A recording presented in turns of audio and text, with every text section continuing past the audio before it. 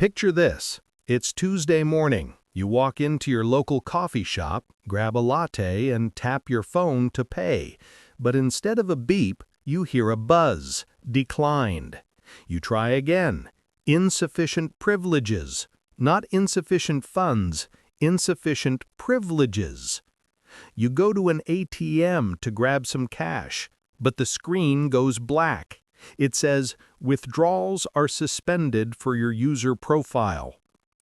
In that moment, a terrifying realization hits you. The money in your account, it was never really yours. You were just allowed to spend it. Until today. We're told that the cashless society is about convenience, it's about speed, it's about stopping criminals. But what if I told you that the war on cash has nothing to do with convenience and everything to do with compliance?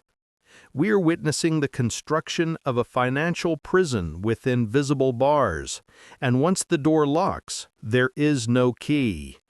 In this video, we are going to expose the truth they don't want you to see. We will look at the psychology behind why they want you plastic dependent, the nightmare of programmable money, and why that dirty, crumpled $20 bill in your pocket is actually the last chaotic fragment of your freedom. Welcome to the war on cash. Let's start by looking at the trap of convenience. For years, the banking industry has waged a psychological war against physical money. They call it friction. They say using cash is slow, dirty, and outdated. They want a frictionless experience. But why? Is it because they care about your time? No.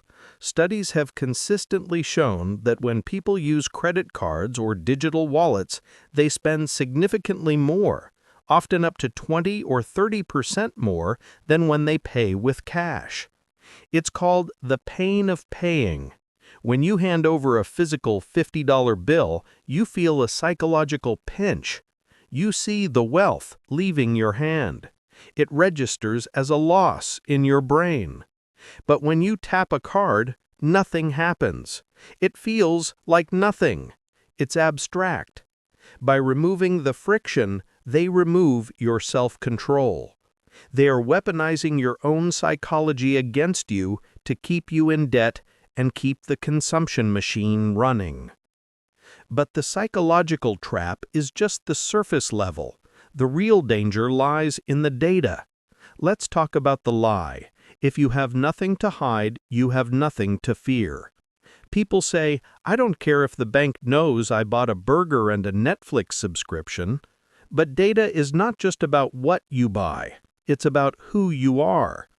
Every digital transaction creates a metadata point: where you were, what time it was, who you were with. Imagine a world where your health insurance premium is automatically adjusted based on your grocery bill. You bought too much red meat, alcohol, or sugar this month? The algorithm sees that. Your risk score goes up. Your insurance gets more expensive. No human ever reviews it. It just happens. Or consider your location data. In a cashless world, there is no such thing as anonymous movement. Your bank statement becomes a perfect GPS log of your entire life. This brings us to a critical vulnerability that nobody talks about: the grid. Cash is the only payment system that works offline. It does not require electricity. It does not require Wi-Fi. It does not require a server in a data center to be operational. We live in an era of increasing cyber warfare. What happens when the power grid goes down? What happens during a massive solar flare or a coordinated hacker attack on the banking infrastructure? If you have no cash, you cannot buy food. You cannot buy gas to leave the city. You are helpless. A cashless society is a fragile society. It relies on complex systems that can break, be hacked, or simply be turned off. Cash is the ultimate backup generator for human survival, and they want to take that backup away. Now, let's go deeper into the weapon of choice, Central Bank Digital Currencies, or CBDCs. Please do not confuse this with the money currently sitting in your Bank of America or Barclays account. Current electronic money is a digital representation of cash. It is a liability of a commercial bank. A CBDC is a liability of the central bank itself, and it has a superpower. It is programmable. This is where the dystopian sci-fi becomes reality. With programmable money, the issuer can write smart contracts directly into your currency. What does that mean?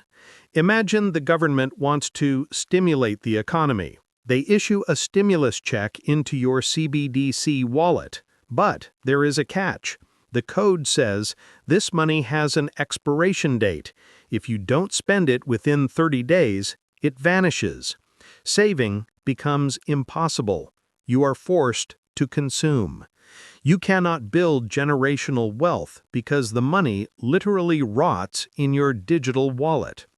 Or take it a step further, geofencing. During the next pandemic or climate lockdown, your money could be programmed to only work within a 5-mile radius of your registered home address. You tried to buy gas in the next town over? Transaction declined. Location unauthorized. Or conditional spending. The algorithm decides you've already reached your carbon limit for the month. You try to buy a steak or book a flight? Declined. Not because you lack funds, but because you have exceeded your carbon allowance. This isn't a glitch, it's a feature. Augustin Carstens, the head of the BIS, famously said, "We don't know who's using a $100 bill today, but with CBDC, the central bank will have absolute control on the rules and regulations that will determine the use of that expression of central bank liability." Absolute control. He said the quiet part out loud. Critics will say I'm fear-mongering. They'll say the government would never freeze the accounts of regular people. Really? Ask the Canadians. In 2022, during the Trucker Freedom Convoy, the Canadian government, a liberal G7 democracy, invoked emergency powers. They didn't just arrest protesters. They froze their bank accounts without a court order. But they didn't stop there. If you donated $20 to the truckers, your account could be frozen too. Single mothers, small business owners, cut off from the financial system instantly. No trial, no judge, just a frozen screen. It proved one thing. If your money is digital, it can be turned off. Look at Nigeria. In a forced push to go cashless, the government restricted cash withdrawals to force people onto their digital e-naira. The result? Chaos, riots, people burning down ATMs because they couldn't buy food. The digital system failed, and the physical system was illegal. This war on cash is also a war on the poor. There are millions of unbanked people in the world. The elderly who don't understand smartphones, the poor who cannot afford monthly banking fees, the homeless who rely on physical currency to survive. There is also a purely economic reason they need cash to die. It's called negative interest rates. Central banks are trapped in a cycle of debt. To keep the system going, they might need to lower interest rates below zero. That means the bank charges you to hold your money. In a world with cash, you wouldn't accept that. You'd go to the bank, withdraw your stack of bills, and put them in a safe. The banking system would collapse because of a bank run. But if cash is illegal, you have nowhere to run. You are forced to keep your money in the system and watch it slowly bleed away, 1% a year, 2% a year. It's a tax on your existence that you cannot opt out of. And let's not forget the bail-in. Remember Cyprus in 2013? When the banks failed, the government didn't bail them out with tax money.